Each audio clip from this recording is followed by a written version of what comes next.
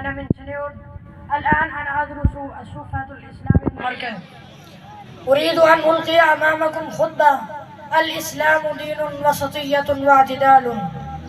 أما بعد، فأوصيكم أيها الناس ونفسي بتقوى الله جل وعلا، فاتقوا الله وراقبوه واعلموا أنكم ملاقوه، ويسألكم عما كنتم تعملون فأعدوا للسؤال جوابا.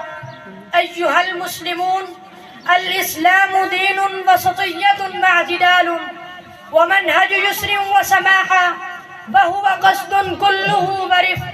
قال صلى الله عليه وسلم: يسروا فلا تعسروا وبشروا ولا تنفروا. رواه البخاري ومسلم.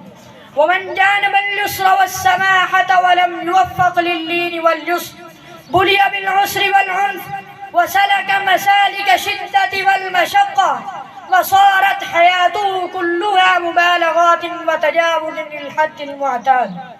وإذا كان هلاك من قبلنا بالغلو في الدين وتشديدهم على أنفسهم، فإن غالب هلاك آخر هذه الأمة يكون بالغلو في الدين والتساهل في التطبيق الشرعي والتفريط في الحدود.